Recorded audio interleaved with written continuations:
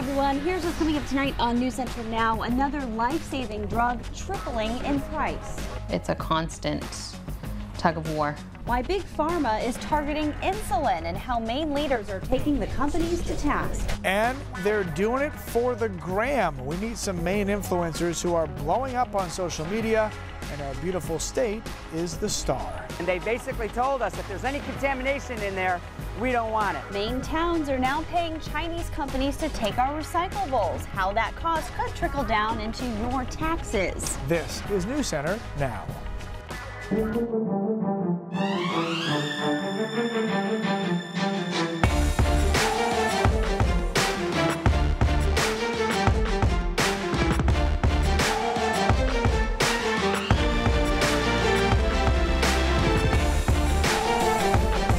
A life-saving medicine is turning unaffordable for the millions of Americans living with a very common disease, diabetes. Hello, everybody. I'm Lee Goldberg. And I'm Lindsay Mills. Insulin is just the latest moneymaker for certain drug companies. Last year, EpiPen made national headlines when the price jumped to more than $600 when it was just $110 years ago. And the cost of a malaria drug went from about $13 to $750 overnight. Unreal. Chris Costa joins us now. Chris, Senator Susan Collins and the Senate Diabetes Caucus are investigating the rising cost of insulin, which has now tripled since 2002. Yeah, Lee and Lindsay, the Maine CDC reports that more than 11% of Mainers, about 137,000 people in this state, have some form of diabetes. For people living with type 1 diabetes, access to insulin is a matter of life and death.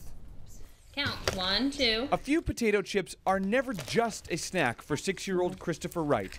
Christopher has type 1 diabetes, and food could spike his blood sugar to dangerous levels. This is a disease he will have his whole life. Well, and I don't That's have okay. any. Now you're going to get 7 grams of carbs. When he eats, his mom Melissa adjusts his insulin pump to provide enough medicine to help him break down food.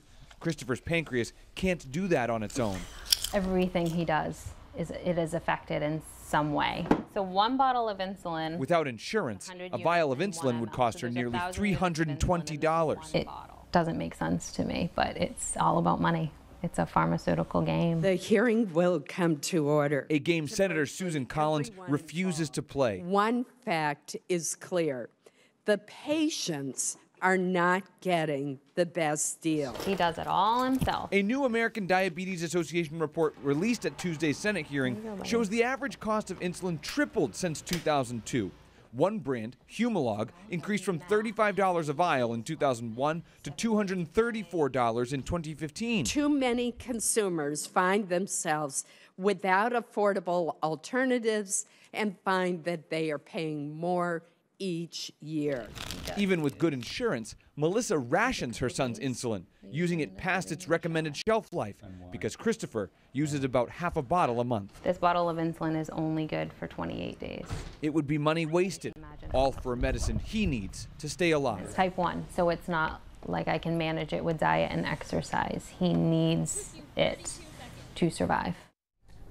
Many of these companies have posted information on their websites about programs they have to help people without insurance or high deductibles. But Lee and Lindsay, the Maine CDC, says that diabetes is the 7th leading cause of death in the state. All right, Chris, thank you very much. So we are pushing 80 degrees inland, but on the coast, not so much. All right, Keith, is that fog rolling out? It's rolling in, actually, but yeah, it depends on your location. This is what I've been talking about the past few days, where it's been coastal versus inland. And take a look at current temperatures: 57 in Portland, 76 in Fryeburg. You can see just by the contours where that sea breeze is, and it's penetrated pretty far inland, as it did yesterday as well. And to Lindsay's point, the fog banks have been along the mid-coast and southern Maine into down east, just been hugging the coastline. A larger fog bank is out here over the Gulf of Maine. Some of that will try to move in tonight, and we're going to be flirting with fog not only this evening but into tomorrow as well, as we have some pretty stable air, some relatively warm air, and some colder ocean water. So those ingredients come together. Hour by hour forecast showing you the fog along the coastline. I think we're going to fight it at times along the coast tomorrow, even during the day. Might be able to clear out here through the afternoon. Temperatures, though, significantly cooler along the coastline, much warmer inland into the 70s there, probably only around 60 at best along the coastline, and then more fog rolls in on Wednesday night before some showers on Thursday. Overall, guys, a nice pattern, but the weekend and Mother's Day is still up for grabs a bit. We'll talk about that in a few minutes. Looking forward to that. Thank you, sir. All right, most of the paper and the plastic and the metal, glass that we recycle eventually goes to China, which is the largest importer of recyclable materials in the world. However, the country has recently imposed new regulations banning the importation of many plastics and paper materials, and it's created a collapse in the recycling market. This time last year, recycling facilities like EcoMaine were getting paid to send out material. Now it's paying to send out the same stuff. So what does this mean for us? Well, those added costs could be passed down eventually to us next time we want to get rid of an empty milk jug or stack of magazines.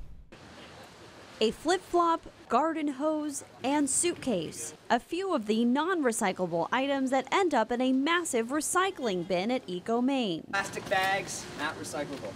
Kevin Roach is the CEO. He says paying closer attention to the items we are recycling could remedy a problem that's not only an issue in Maine right now, but across the world, a glut in the recycling market. And we need cleaner recyclables, and we're asking everyone to make sure they ask themselves which bin should they put it in. China is cracking down on contamination, meaning if there's any trace of non-recyclables in the bin, the country won't take it. For example, this bag of trash. Maybe it was a mistake, but it's trash that EcoMaine staff must pull from the pile. Another contributing factor to the collapse is one that Roach says we can't do much about: newspaper. It used to go through Portland's EcoMaine facility before it was exported to China. But now Roach says people are going digital. That's become a problem because there's no newspaper in the mix, so we can't sell it as newspapers. Instead, it's sold as a mixed paper, which is less valuable. Markets don't want it, so now it's piling up at EcoMaine with no place to go. Cereal boxes, junk mail, all that kind of stuff. Victor Horton is from the Maine Resource Recovery Association, a trade group that works with towns and businesses moving recyclable goods to market in the U.S. and Canada. He says last year the association was selling that mixed paper for $40 or $50 per ton for the towns. And then all of a sudden when China stopped taking mixed paper because nobody could meet their quality, it left just tons of it around our state and no one to buy it. Instead of selling it off, municipalities are paying to get rid of it, like in Bodenham, where this recycling facility stopped collecting glass and certain plastics. While there's nothing we can really do about that, we can reduce and reuse. If we can get people to take it from here as opposed to paying $60 a ton to get rid of it, it's a savings for the town.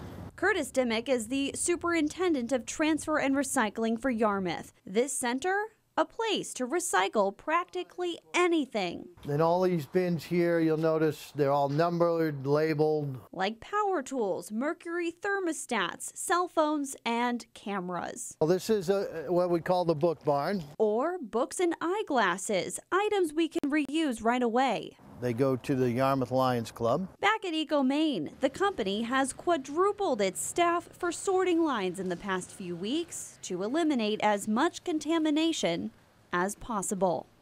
If recycling costs keep going up for towns, you might have to pay more in taxes. If you're wondering if something is recyclable or not, we have a whole list of items at our website or mobile app. Just go to the Now section. All right, this is kind of a programming note. If you're used to watching us on Facebook, we are not on Facebook right now. We are trying something different today. You can catch us on YouTube Live if you wanted that behind the scenes look that so many people watch on Facebook every day. Just go to News Center Maine on YouTube, and that's where you will see us. Join the conversation. We're talking to you. So just get there quickly. Exactly. All right. When we come back, the United States is done with the Iran nuclear deal. Today's action sends a critical message. The United States no longer makes empty threats. Why President Trump decided to leave the accords next. It is clear to me that we cannot prevent an Iranian nuclear bomb under the decaying and rotten structure of the current agreement. Iran is slammed with sanctions once again. Today, President Trump pulled out of the Iran nuclear deal, a promise from his time on the campaign trail. President Trump said the denuclearization accords were a bad deal and gave Iran too much room to cheat. How world leaders are reacting, coming up on News Center Maine at 5:30. Meanwhile, police are looking for a man who could be armed and might have taken his toddler with him. Child Services went to the Hollis home of Vincent Cole and Natasha West for a family safety assessment, but the couple and their 2-year-old daughter weren't there.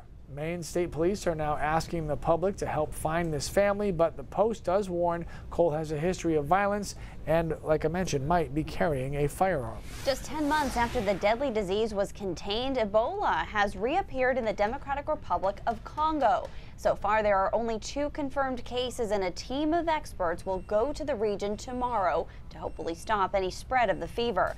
Ebola killed more than 11,000 people in a 2014 worldwide outbreak.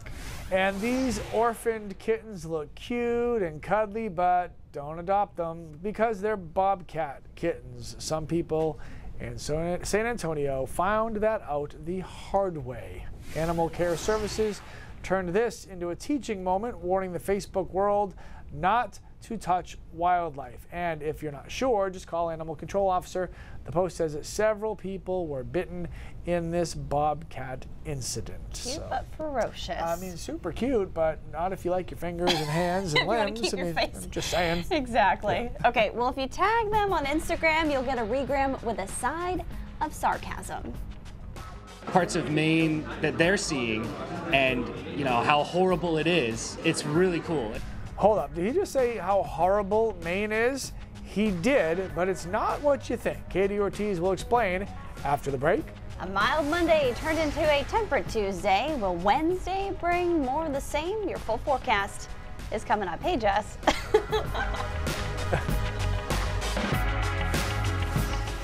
So it must be good to be Instagram famous. It's nice to get a like or a share or lots of positive comments. And the ultimate dream is to win that elusive title of influencer. An influencer is someone who makes money for doing what they do best, posting to social media. And there are quite a few Mainers who are well on their way. Katie, you met a team of friends who posted a few photos on social media, and then what happened from there? Yes, well, Maine sucks said nobody ever, but there is such a hashtag that's taking off, and it's for a good reason, and it's in good fun.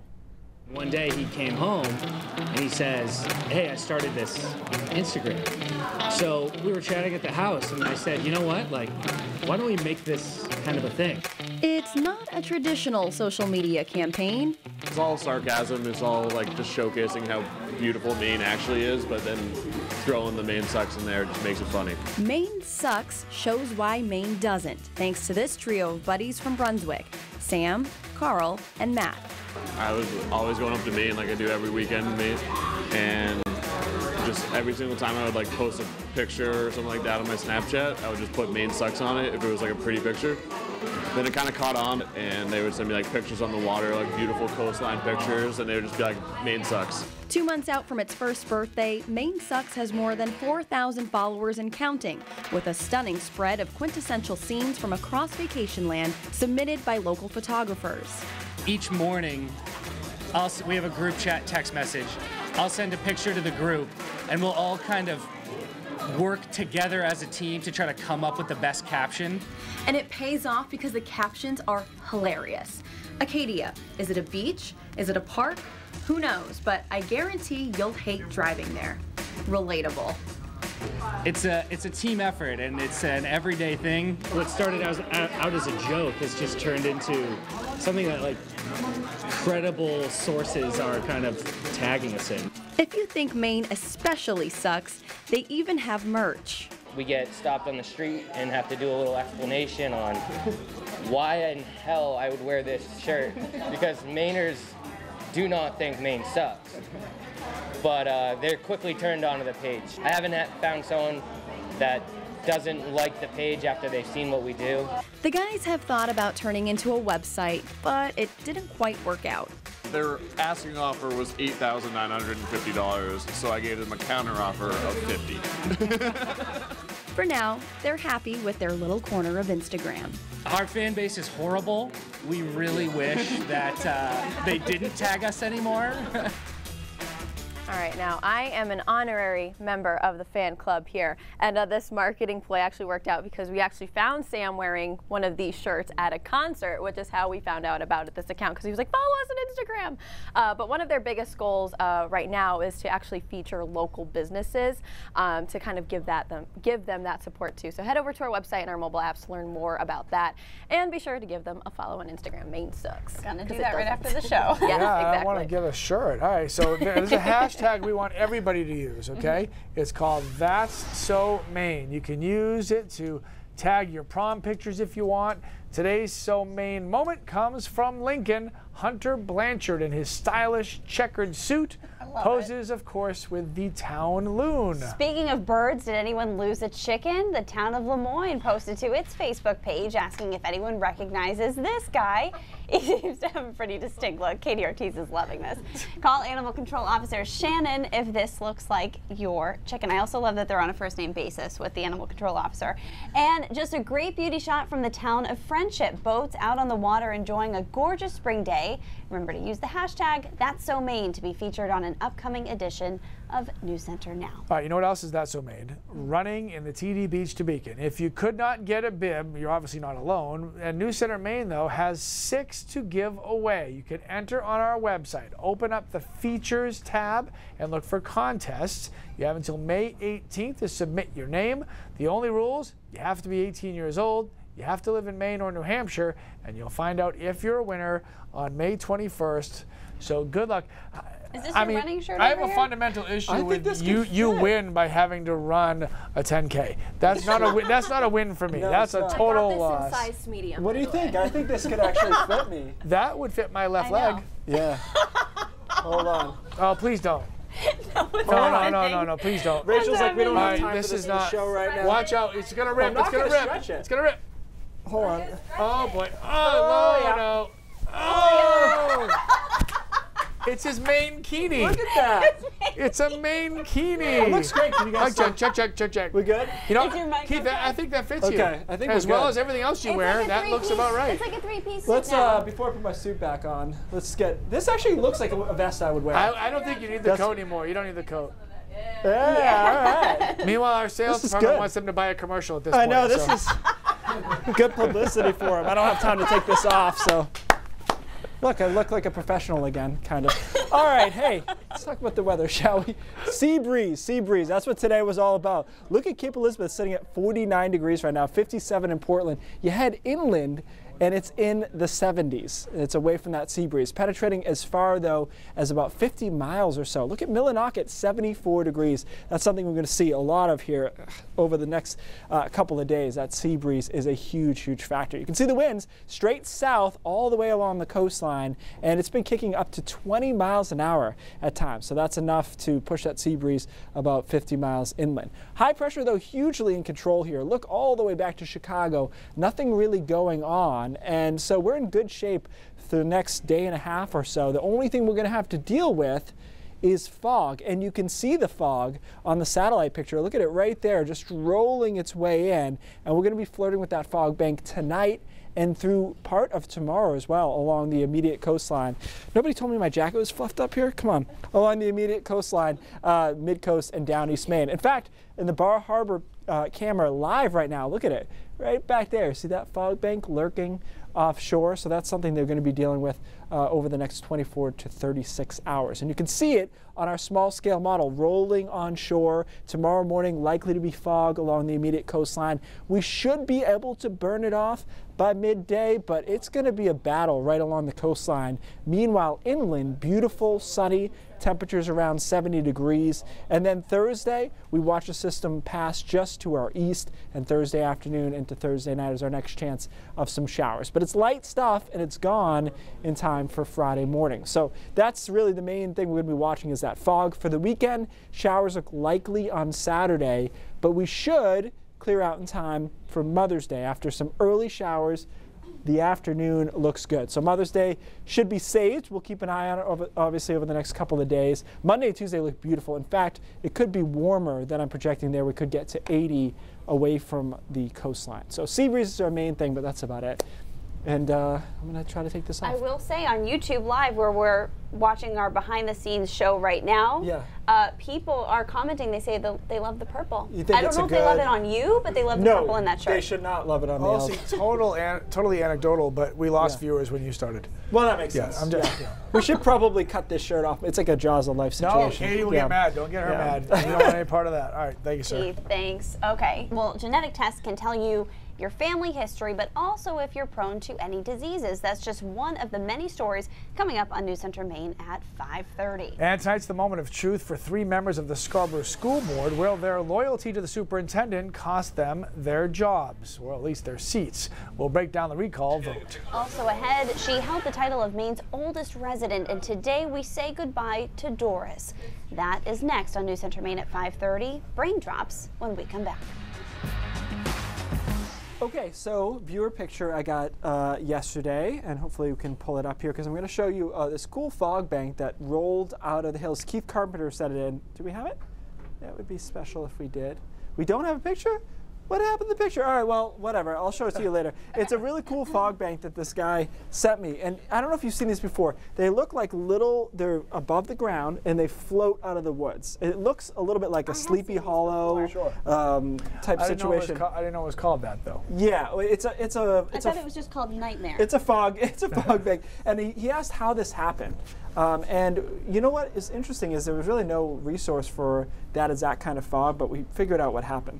So he took it around sunset. So what happens at that time is the ground temperature is warm, right? You just had the day end, but we're radiating heat. It's about to be night. We're about to lose heat into the upper atmosphere. So as it goes up higher, your temperature is 60 at the ground. Your dew point, the measure of humidity, is 53 all the way through the layer. So as you get a little bit higher, you're losing degrees because you're getting away from that ground that's relatively mild. So you go to 57 and then 55. All the while the dew point is staying at 53. Now remember, to get fog, you need the dew point and the temperature to be the same. You've saturated that air mass. So what's happening in this case is you're slowly getting cooler, and in this case it was about 10, 11 feet up in the air. The temperature and the dew point were the same. And so now you have your little fog bank. And in some cases, it then got warmer above it. So now you just have this one little layer that is ripe, if you will, to produce fog, and that's how that happens. Now typically if you were to watch that through the night, if you put a time lapse on it, for example, it would fill in vertically. It would become a thicker, more normal fog bank. But you'll see these sometimes either later in the evening or in the early morning hours when the atmosphere is changing and there's only one layer that can produce that fog. But that's why this doesn't happen all the time, because the dew point and temperature don't usually match each other. I've seen it more rare than 2 or 3 times in my life, and it looked just like that wispy coming out of the woods. Super creepy.